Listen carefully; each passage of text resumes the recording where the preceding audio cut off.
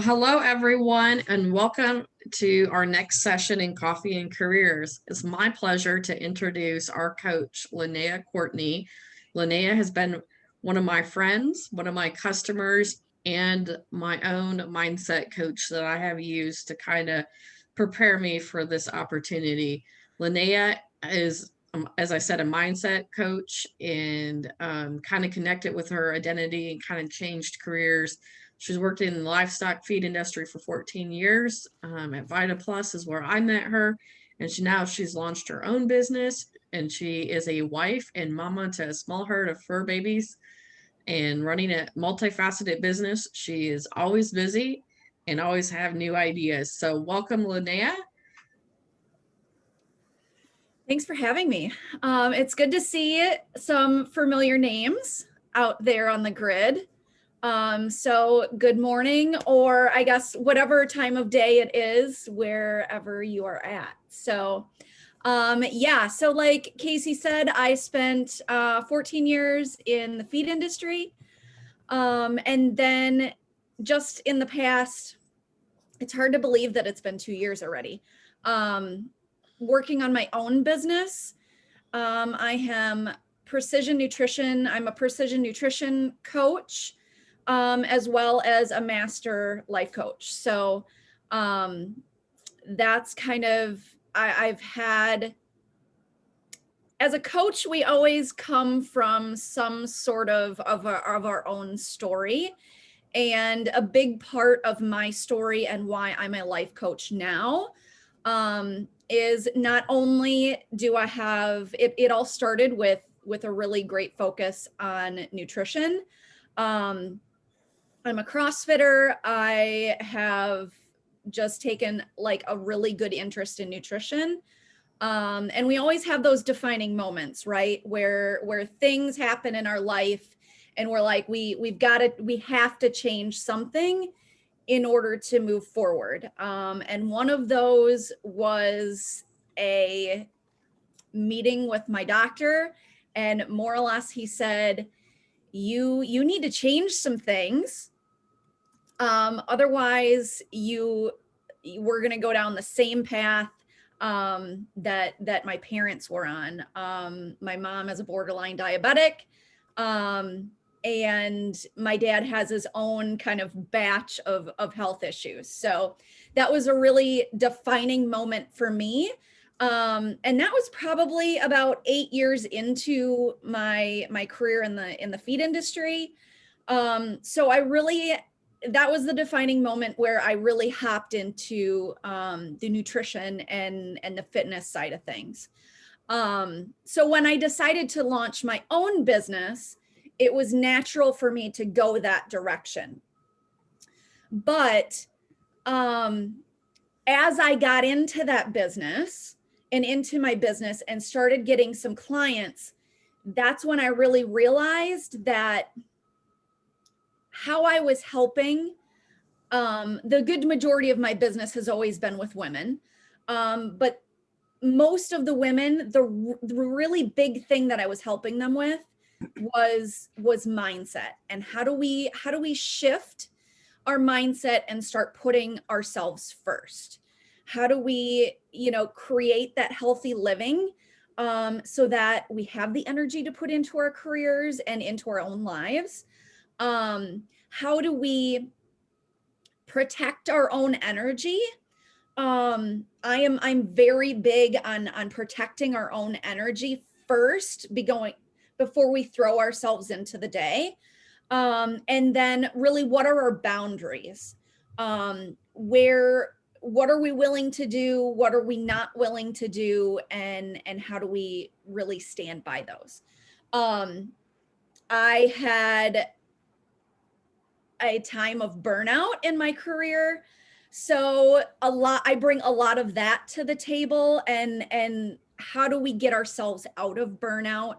And the like. So now I take a more of a holistic approach with my clients. So not only just from a nutrition standpoint, but also from kind of that mind body kind of holistic approach. So So that's kind of a little bit of my story. Does anybody have any questions so far? I just want to check the chat here. I know Casey was putting out some polls.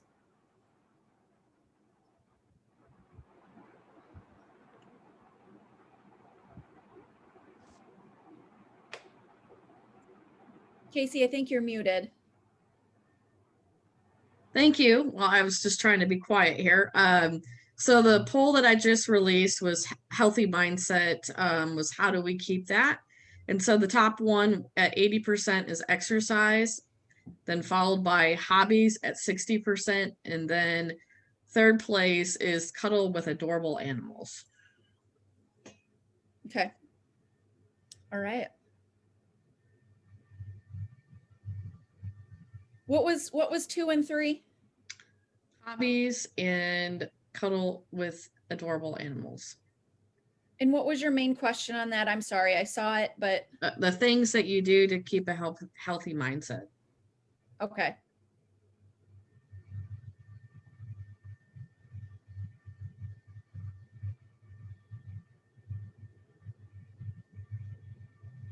All right. Okay. So if we don't have any questions here to start, I kind of already given you kind of my first or kind of the outline of what I wanted to share with you guys today. And my first one is really this healthy eating and movement. I always bring movement into that. We are human.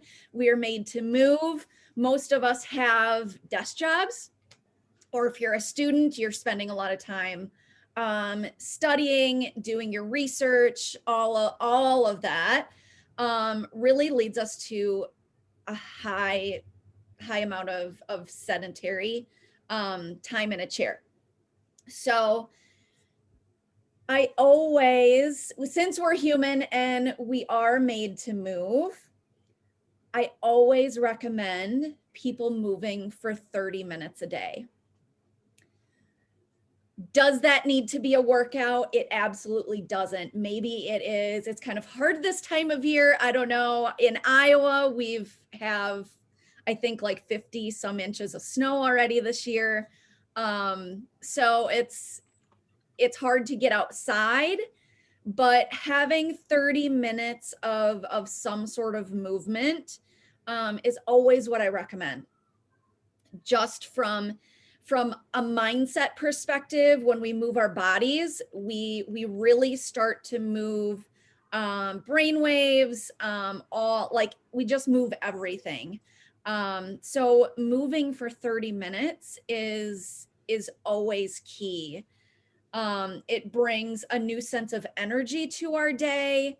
It can bring clarity as far as clarity and focus to whatever projects you're working on. And it also just works out as you get older. We all have these little creaks and issues that arise, and moving for 30 minutes a day really gets those like at a minimum. And the other thing that I always want everyone to do is hydrate. Drink half of your body weight in ounces of water each day. It's so good for every sort of system in our body. I have a little science nerd. Feed formulation, is that a metric ton or a US short ton basis? US short ton. So it just helps every part of our system. My biggest tip for those of you that might not drink enough water is, when you do pick up a water bottle or glass or whatever you're drinking from, take 10 good long drinks before you put it down. My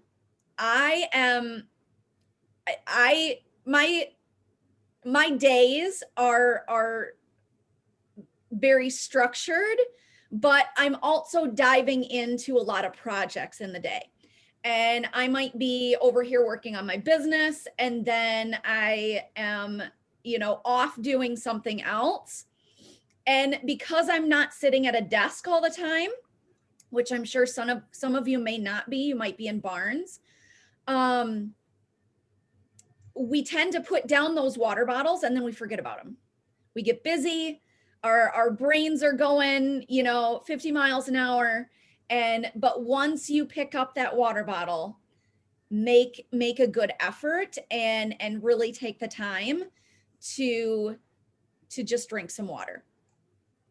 And then when it comes to food, we all really know what we need to eat, right?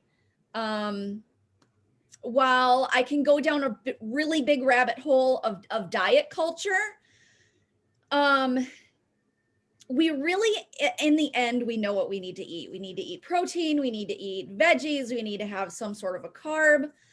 We need to have some sort of a fat.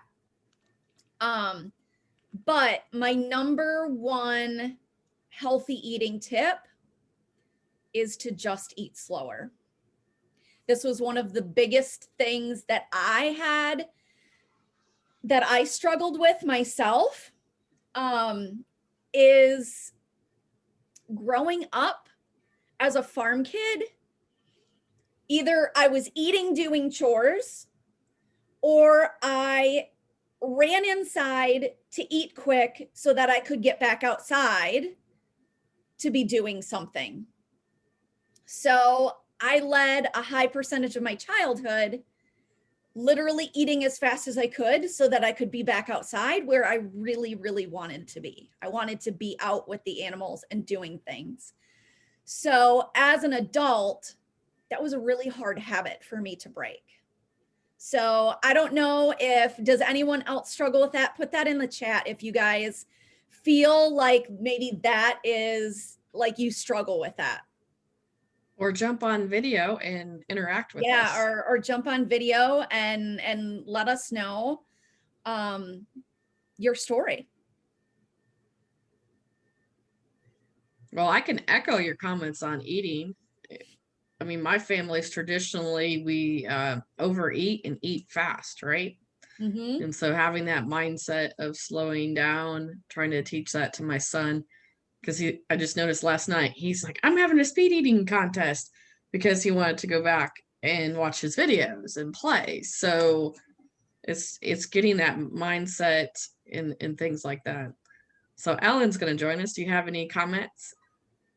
I was just going to comment. Yeah, I find myself oftentimes multitasking. So like, I'll just keep working over lunch instead of actually setting aside the time and being like, okay, I'm going to step away from my work to actually sit down for a meal.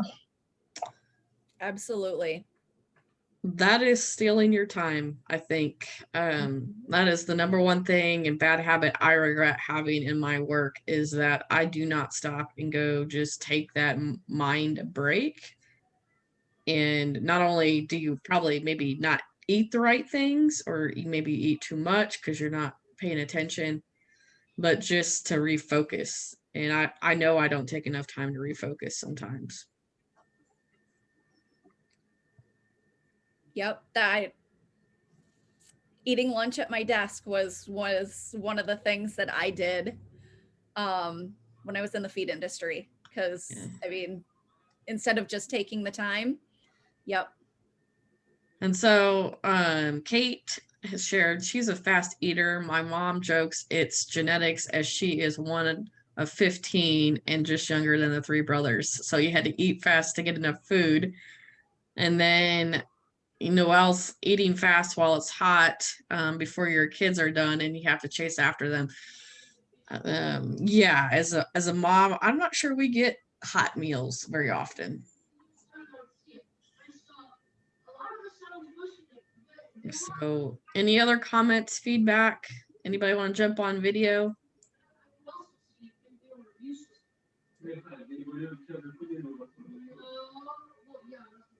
I was going to say, one of the good things, Lynnea, about farm kids eating on the run is our immune system's really high. We don't have to wash our hands all the time. Right. Right. even as an adult, I am one. I've got horses. So I am one. I can be eating something with one hand and picking stalls with the other.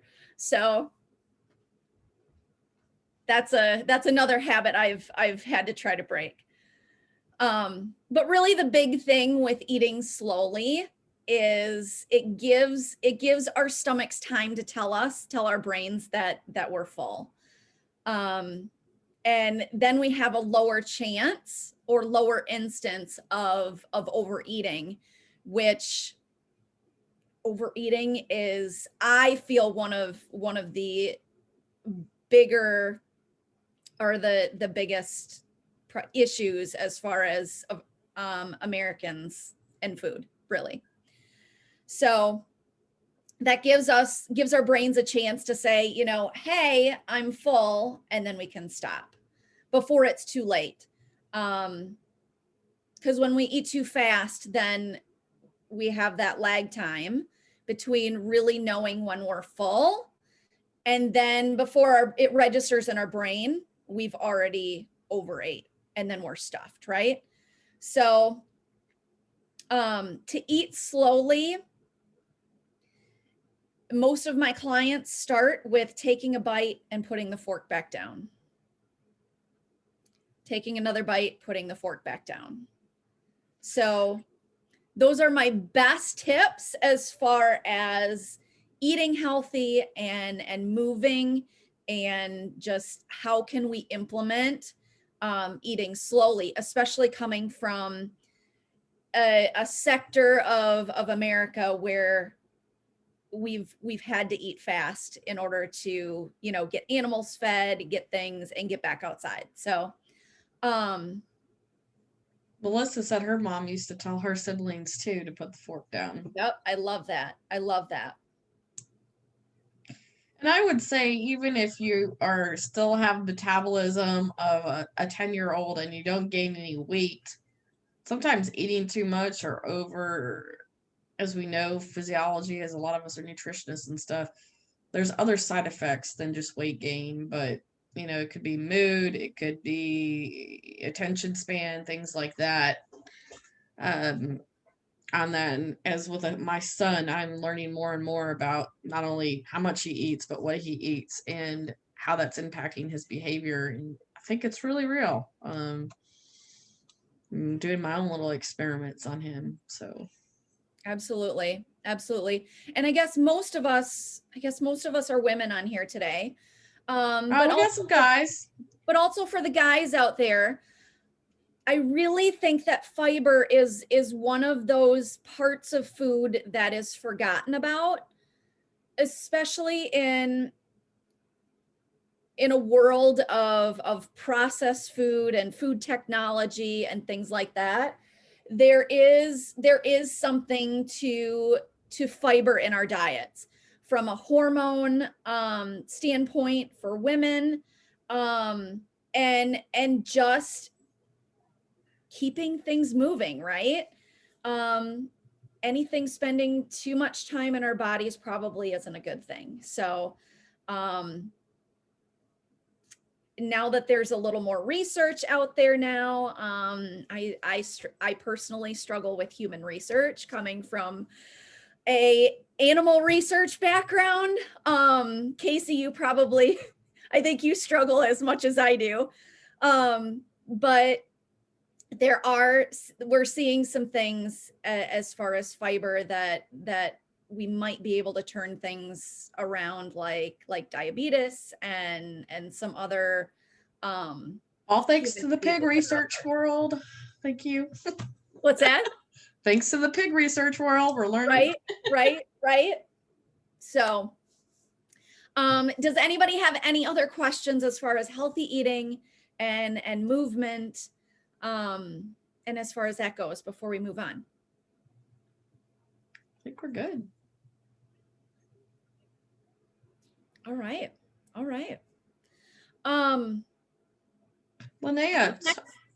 What's talk that? about journaling, because that was a big push for you when you coached me, journaling. And we all get into writing and literature review, and I think I have this poor mindset too. I hate to sit down and journal and talk about myself. Talk Mhm. about journaling and how that helps your mindset. Yep, actually it's part of my next section. So Sorry. my next section is how do we create a morning routine? And why I'm so big on a morning routine is I used to be one, I would wake up, I would throw myself in the shower, throw myself in the car, like literally throw myself around first thing in the morning, and I would immediately hop into my to-do list. But what that does is it immediately throws us from a sleeping state into a survival mode. There's no buffer in between there. We don't have a chance to get up, get our bearings, and then tackle the world, right? So creating a morning routine it helps our minds like wrap around what we like, where do we sit for the day as far as an energetic standpoint, a mindset standpoint, whatever that is. We can get our own bearings. What are we feeling like today, right? And then once we get that, then we can go into our day. So I think there's a big misconception as far as what a morning routine can look like, but it can literally be as short as 5 minutes. My morning routine is usually around 15 minutes. I am one where I'm very practical. I want to get stuff done that I need, like that's a non-negotiable for me. But also I've got other stuff that I need to get done in my day. I don't have time to spend 45 minutes, an hour, whatever that looks like. I have friends that will meditate for 30 minutes and I'm like, that's not me.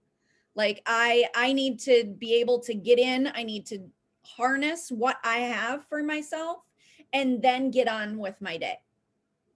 So morning routines can really look like anything, but it's whatever feels good for you. I am big on whatever feels good for you because what works for Sarah may not work for Haley, may not work for Shannon. So we have to do the things that feel good to us. Otherwise, we don't continue to do them. So what a morning routine could look like. It started with myself. I would wake up at 4 o'clock in the morning. My office was about an hour and a half from where I live. So I would be up at 4 a.m. and I would give myself 5 minutes in the morning. I would sit on the edge of my tub and I would go through 3 to 5 things that I was grateful for that day. Like gratitude is huge. Positive thinking right in the beginning of your morning can shift your mindset so much. And it makes such an impact on the rest of your day. So I would go through 3 to 5 things that I was grateful for that morning. And then I would give myself the rest of that 5 minutes to just be, to just kind of check in with myself. Do I feel like I'm having a good day? Do I feel like I'm not having a good day? And that's okay too, right? So just a 5-minute check-in is really where I started. And from there, I would go out and feed my critters outside. I would throw my bags in the car. I would go to the gym, shower at the gym, and then leave for the office, all before 6 o'clock in the morning. So that's really how my day used to look like. And then I started to incorporate a little bit of journaling. I started working with my first mindset coach, and journaling, like I had kind of dabbled in journaling for a little while, but what I thought was journaling really wasn't. Like, there's no structure to journaling. It could look as something like a brain dump and literally just getting everything from your brain out to paper. It doesn't even need to make sense. Maybe there is a question that comes up in your brain that you really haven't been able to find the answer for. There is power to putting things from your brain out to paper. And it also gives our brains a chance to breathe. And what I mean by that is we have all of these thoughts and all of these things that we need to remember, right? But when we put them out onto paper, our brain says, okay, it's out on paper. She's got it, or he's got it. So then we can use that brain function for other things. So if you struggle with insomnia and you're up in the middle of the night, I recommend having a small piece of paper right next to your bed. Write down whatever you might be thinking about. And then your brain says, okay, she's got it, or he's got it, and I can go back to bed. So writing things down can be so powerful. And journaling really doesn't have to have a structure. Yeah, I personally like to journal at the end of the day, because if I have things that I'm working through in my mind, that's what gives me insomnia. So I write it out and then I forget it. And it's there to come back to. I love Allison on here. So she lets the dogs out. I think anybody who has a pet owner, sometimes our animals dictate what our morning looks like. Coffee, of course, wood stove, chores, but she enjoys her cup of coffee. And she could come on and talk if you like to, Allison. And then she does some yoga. So that's pretty cool. Yep, I love that. We got Shannon, the golden boy, daily devotional. And she takes her workouts to the end of the day because she sees that as decompression versus compression, I guess. Yep, I love that. I like Melissa. Melissa's kind of wired like me. Quiet time. We like to watch the YouTube videos of funny or hobbies that we have. And then she journaling in the mornings. Something instead of journaling I do is I get a lot of sticky notes. If I have things to do, I'll have sticky notes everywhere. And then that becomes overwhelming. And other things I do, my morning routine is I clean the kitchen and clean my house. Some people say I should do that at night, but that's how I prepare my day. Something logical about getting my mind prepared, of organizing, cleaning, things like that. That helps me get ready to have an organized day, I think. Yep, absolutely. My morning routine now that I 80% own my own schedule now is I get up in the morning. I'm a morning workout person. I like that hit of dopamine in the morning. I feel like I'm more productive in the morning if I get my workout done first. So I will go out, get my workout done. I come back home and I'm a 15-minute meditator. So I will sit down for 15 minutes and I will just be for 15 minutes. And then I get the coffee going. I sit with my coffee for a little bit. Like Casey, I do a few things around the house. I personally don't take any clients before noon because I want to be able to work in my own business and get the things that I need to get done for my own business first before I take any clients in the afternoon. So that's more or less how most of my day goes. I think that kind of goes into mindset of even if in jobs and even graduate school to think about it. Now, I don't have a choice when I take clients. My clients live in Europe and Asia and the US. So it's whenever it works for them. But I think that's kind of important, even planning a day, maybe not even a morning routine. Are you a morning person or are you afternoon or a night person? When do you schedule things I think helps you be more efficient and effective in your job. You're struggling with writing. Well, are you a morning person? Then maybe in the morning you have too much energy, and maybe you need to get some of that energy out and save that for a later part of the day where your mind's calmer, or vice versa, and find the windows of times that you're effective at different tasks. And so I used to be a morning exercise person. Well, I enjoy working out in the afternoon, so it gives me energy to keep the night, doing things with my son or different things I do around at the home, or continue on projects and stuff. I like that middle afternoon type of time.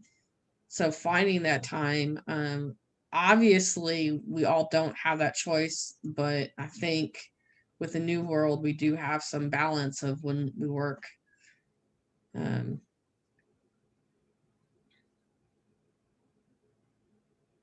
Oh, Noelle has a really good point here, is that if you're not good at writing, and I think this is good too, we on our the Rolling Stones, Keith Richards used to always have a recorder next to his bed, and he woke up in the morning to the famous riff for the song, I Can't Get No Satisfaction. So, he, instead of writing, he used a recorder, and maybe I need to start doing more of that too. Yep. And that can be huge. I love my notes. I always call it my note section of my phone, but I guess it's actually the app on my iPhone. I have that full of just random things. I might be at the gym, I might be driving, and I might have some random thought, and I put it in my note section, because so then I don't lose it, right? But then I can come back to it like this. Google has a really great dictation feature. I think Word might have it now too. But yeah, if you're not in a place to write anything, just record it. So I'm going to pick on my friend Ben here. Ben has 5 children. Triplets are the youngest. What does your morning routine or day routine look like, especially working from home?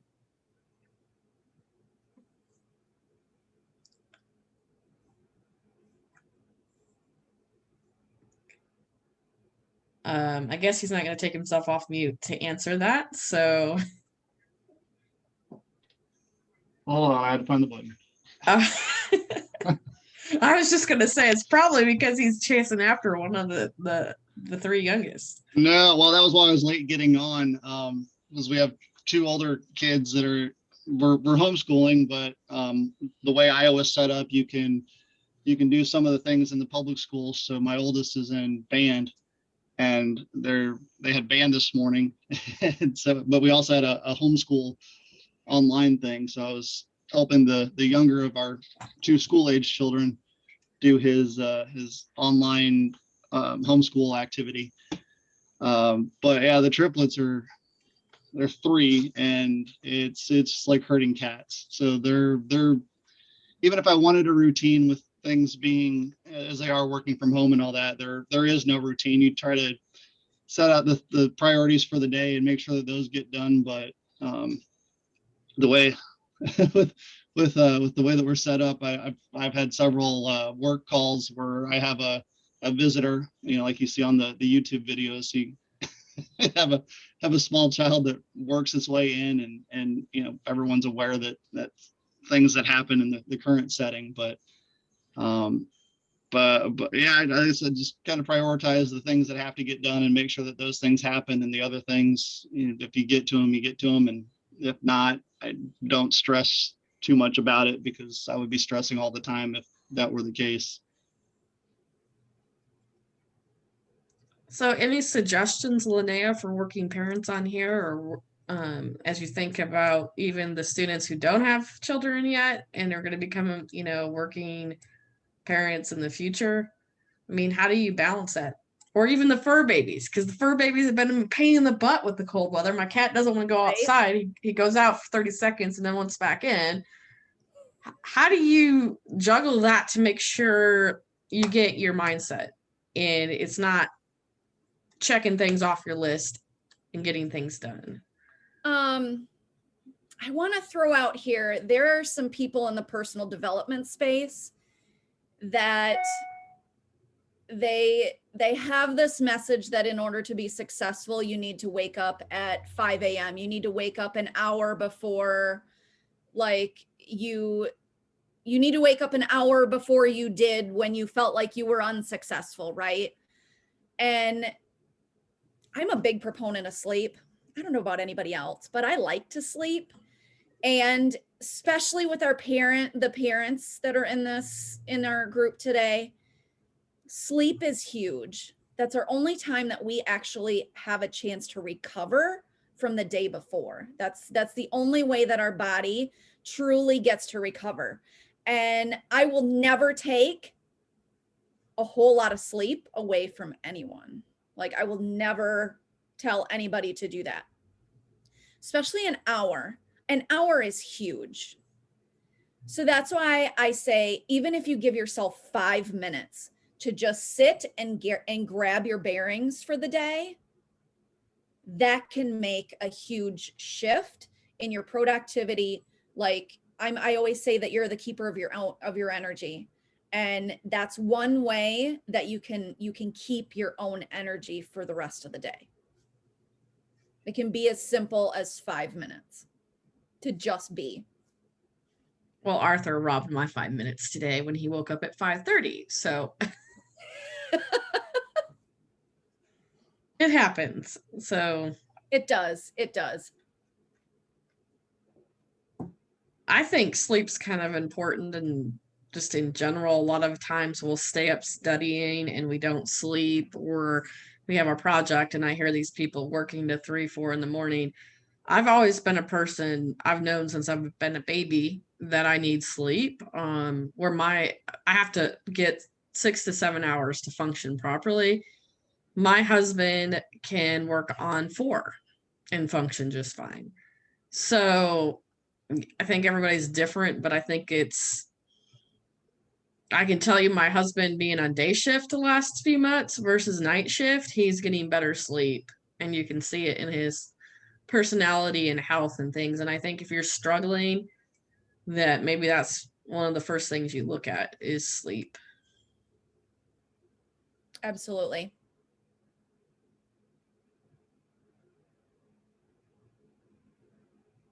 Anybody else have any other questions before we move on? Does your weekend routine have to be the same as your weekday? Do you still have to have that morning routine on the weekends? I personally try to, because I know that it makes me be my best human when I do. So I will get up, and it might not be the 15 minutes or 20 minutes that I usually give myself when I have like a full productive day. But I do give myself at least 5 minutes to just figure out where I am for the day.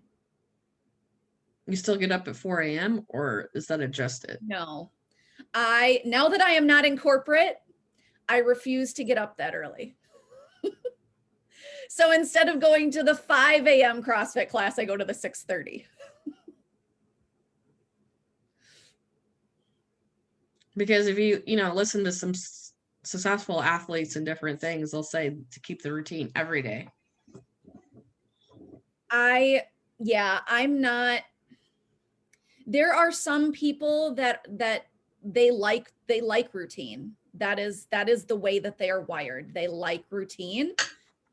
But there is also some of us, especially me, when I'm up at 5:30 to go to the gym, and it might be 10 o'clock, 11 o'clock when I go to bed. I like to use my weekends to not necessarily unstructure, but just kind of have some flow to my day. And that's really how I get back to do whatever feels good for you.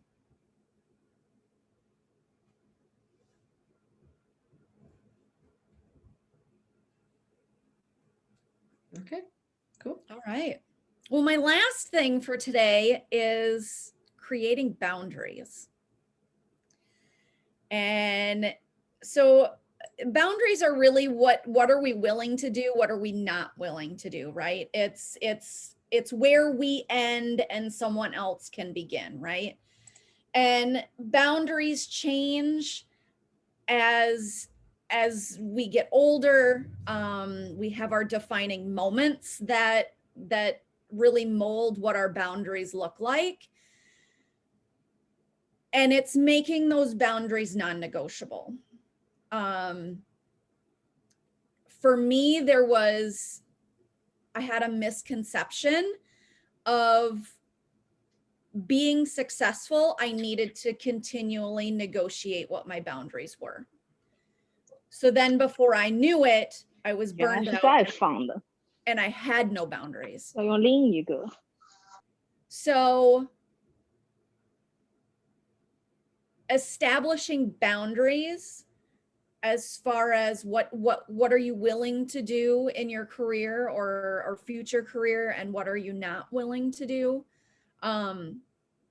Give those some thoughts. And as you're searching for careers, are you willing to travel? Are you willing to relocate?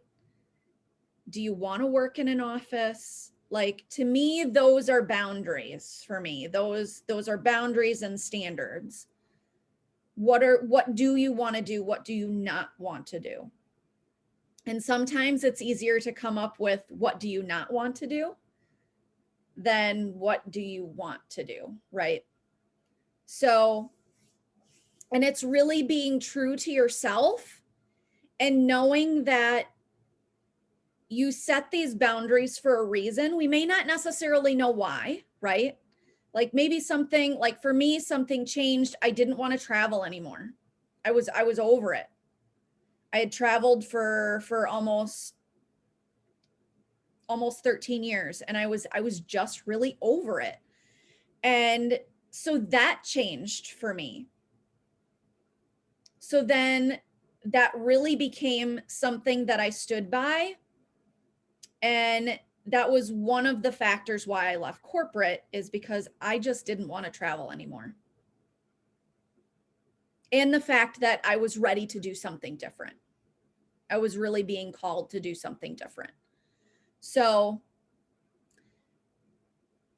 we have boundaries, but don't negotiate with yourself on what your boundaries are.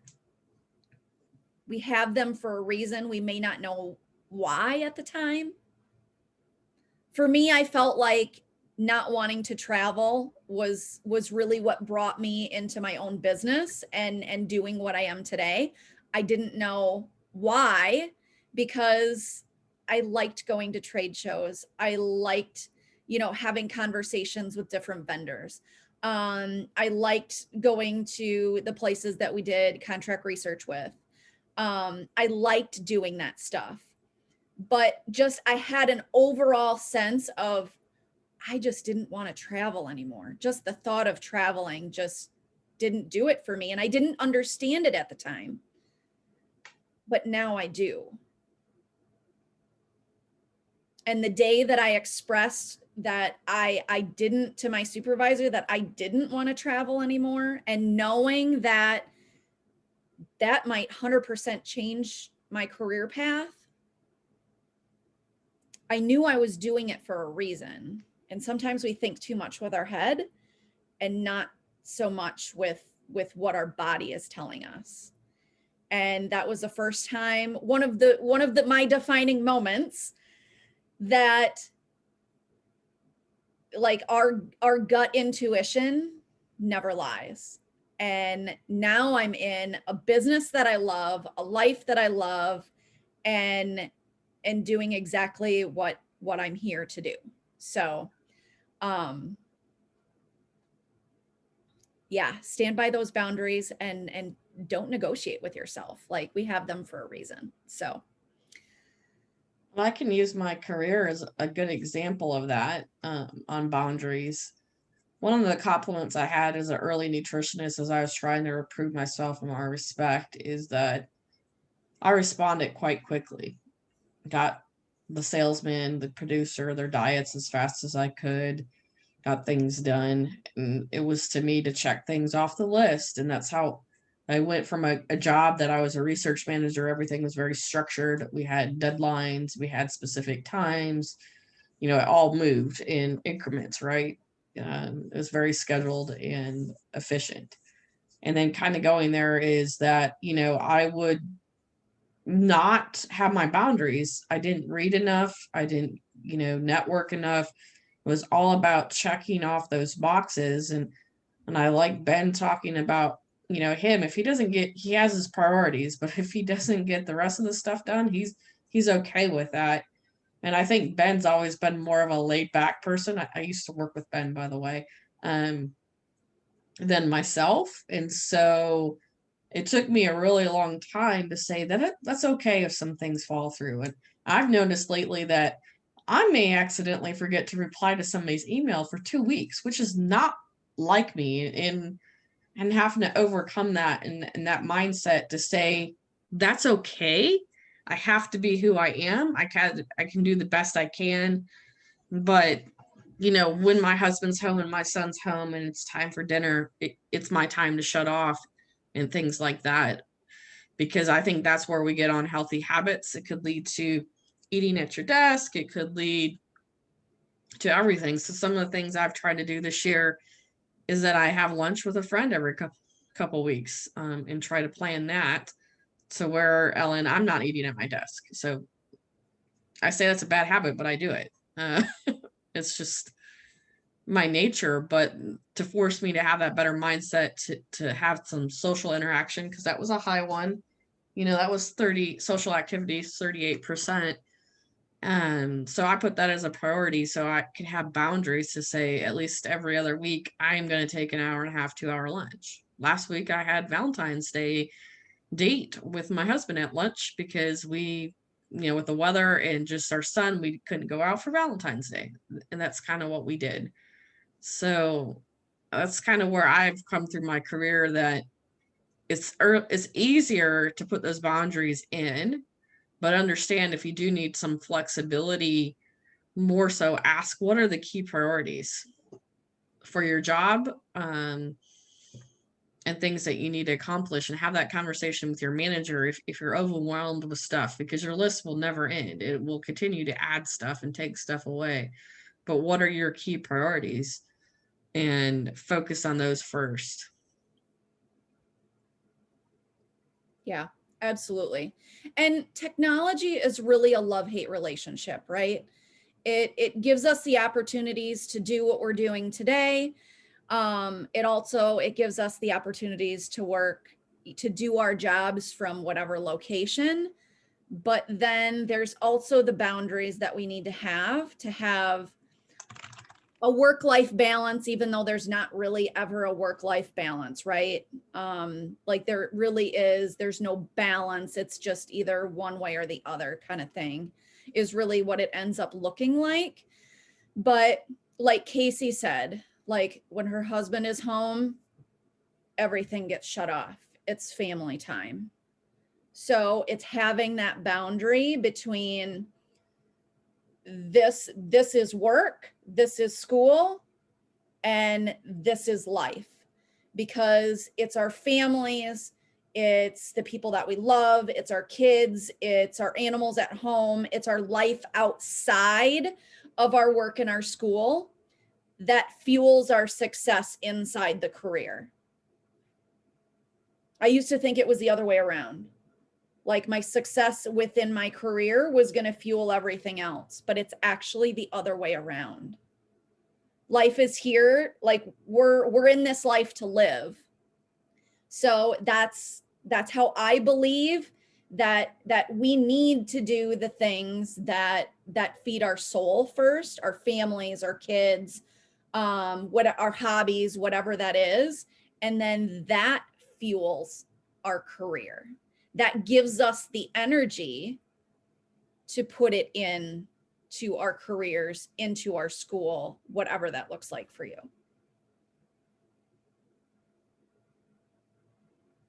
It took me a long time to learn that too. My parents were workaholics, so. Mhm. And I just want to talk about a brief conversation I have. I won't mention any names, but a student looking at a job offer and different things. The job was, he said, written for him, but the pay wasn't written for him, right? So he's working through some of the negotiations that we've kind of touched on and breaking new grounds in our first month. But coming from a career to where, you know, I made well into six figures. I never thought I'd hit six figures in my life. All right. The family, the background I had, I never thought I'd get there, but I did, and made really good money. But I just want to remind everyone, money's not everything to happiness. It's the other stuff, and things like that. So Beth has a firm boundary is when I'm tired and I start making simple mistakes, it's time to be done working on a project for the day. If not time sensitive, I used to push through and spend the next day fixing the mistakes I made, and I thought I had to finish the task right then and there. I think that's kind of some of the things, Beth, I learned too, is that if I keep pushing through, it's not my best.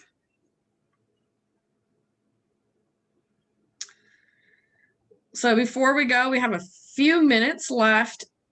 I have one more poll to ask you about just about the program, so feel free to do that. But if Lynnea is okay with, I'm going to test out the breakout rooms because I think it'll give us time to talk. So what I'd like to do the last 5 minutes is I have 2 breakout rooms based on the number of people I have. I would love for you to jump into those rooms, the 2 rooms, and say, hello, my name is blah, blah, blah, and I'm at school, blah, blah, blah.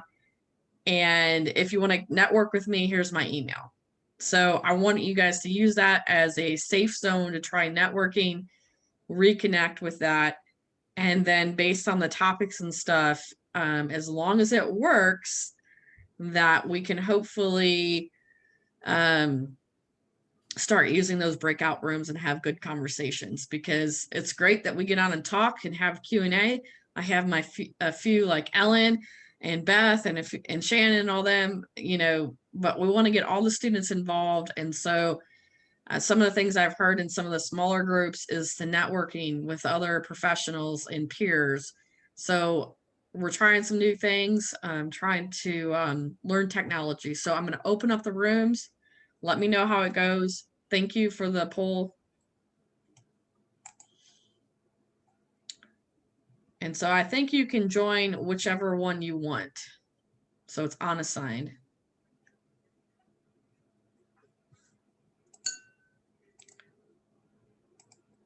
Or am I assigning you guys?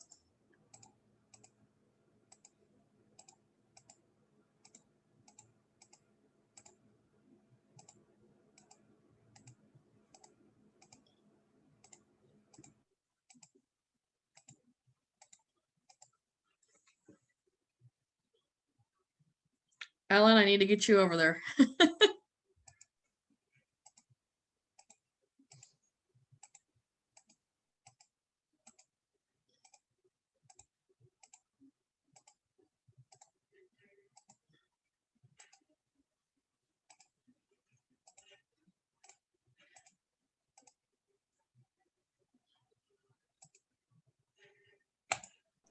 Hello, everyone. Oh, look at those videos. We are in the bacon wrap chicken tenders. All right. So you guys know what to do. Say your name, where you're from in the chat. Give your email if you want to reach out and network. Oh, I love the cow, Haley. I love it.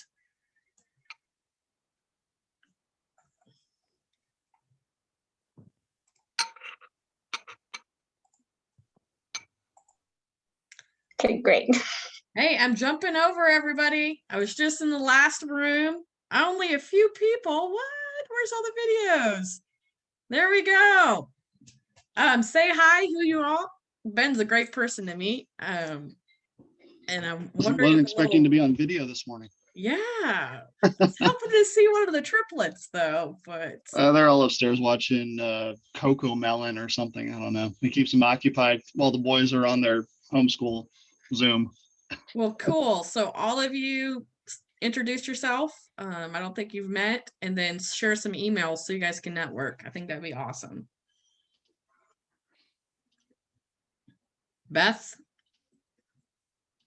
So I'm Beth Lett. I'm also a PhD student, but I'm at the University of Wisconsin-Madison, and my area of focus is genetics, particularly with cattle. Ellen? I introduced myself right before you jumped in. Oh, So. sorry. Apologize. It's okay. I'm No, back. it's good. I guess I can go. My name is Benjamin Bass. Have finished school, I hope, maybe. And now I'm blurred. But I am currently working for a company called Lukta, the USA division. We are a feed additives and flavor company. So if you want your and horses, I think we do a lot of like green apple and anise, kind of that licorice flavor, and fenugreek. With pigs, we're still really trying to figure out what they like. There are a couple things like berry that they like. Cattle like melon flavors, evidently. So I'm still learning. This is completely new to me. My background, I grew up in Missouri. Went to got bachelor's at University of Missouri in Columbia. And then went to Nebraska, did a master's in swine reproductive physiology. And then after that, I had no idea what I wanted to do and ended up in Arkansas, working with Casey and Dr. Maxwell on a PhD in swine nutrition and immunology. From there, I took a position with Diamond V in Cedar Rapids, Iowa, which is where I'm still at, even though I'm now 3 jobs removed from that initial position. But they deal with fermentation, so yeast and other different lactobacillus and beneficial bacteria. From there, took a job again working with Casey. Our paths cross a lot. I took a position with PMI, which was the feed additives division of Land O'Lakes Purina, and was there for a little while running some of the swine research on the commercial side. Once products had made its way through the Purina internal research, I was overseeing some of the research on the commercial side, which was kind of an offshoot of the position I held at Diamond V, which was swine research there as well. And now with Luke, I'm the business development manager for North America. So we're trying to get a foothold into the swine industry in the U.S. with some of the products that we've seen benefits with in Europe and South America and China. And when I'm not doing that, I'm trying to keep from going crazy with 3-year-old triplets.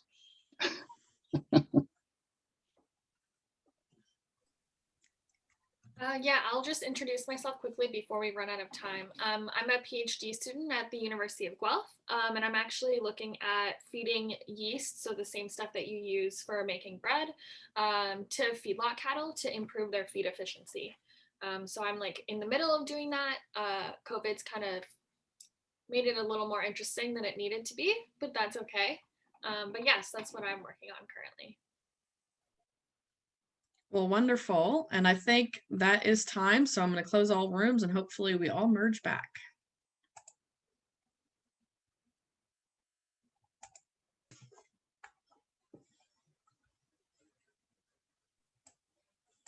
I'm going to go ahead and hop off for another meeting, but thank you for another great session. And hopefully I'll see you again soon. Yep. دي كاس ده الجروب بتاعها بعدين يا ريتني صحيت من نص ساعة فات. Have you enjoyed about the cafe؟ بيقول لك بعد استبيان. بتكلمهم ليه؟ أنا بكلمهم ليه؟ هي بتكلمهم ليه؟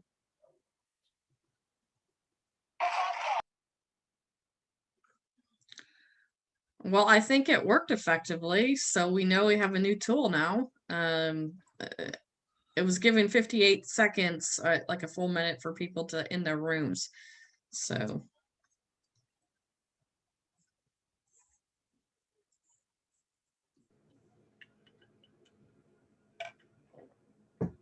Oh, wow. Kate, I love seeing all these videos. Sandra, Haley with the cow. Linnea's back. Ty's coming back in. Hey, Ty. Hey, Caroline. How's Germany? Good, good. We have a beautiful evening here. Is there any last minute questions, comments for Lynnea? And maybe Lynnea wants to type out some information. We can send it out in an email if you want to reach out to her and learn more about what she does and things. Really, if you can follow me on Facebook, I'll give you the whole rundown. I feel like it's like everybody else. Follow me on Facebook, follow me on Instagram, follow me on TikTok, follow me on Clubhouse. I've got all the things. You can find it's Instagram is Lynnea_Courtney. Most of my socials is all that. I do run a free Facebook community. It is geared towards women, but a big part of my message is how do we start putting ourselves first? And I call it finding your inner badass. So how do we find our inner badass and how do we live as that? Because I don't like the words or the thought of leading with your authenticity, because like, what is that, right? Like how do you know what it is if you don't know what it is? So I call it my inner badass. Like every day, what is your badass that you're going to bring to the table today? So I have that free Facebook community that I run over there on Facebook. Yeah. Well, thank you. We're a little over time. I think it's been awesome for your feedback. Now that I know the breakout rooms work and how to manage that, next time I'll let you guys pick your own room versus assigning so we can make it faster. But I think that's going to be a great tool to dive into some questions and plan our sessions a little bit better. And as I said, I'm learning technology. I know how to feed pigs really well. I know how to do stats really well. But when it comes to marketing and technology and tools, it's still a learning curve for me on that. And unfortunately, I think our world's always going to be having that learning curve from now on as a career. So everybody have a blessed weekend. We'll be back again in a couple weeks.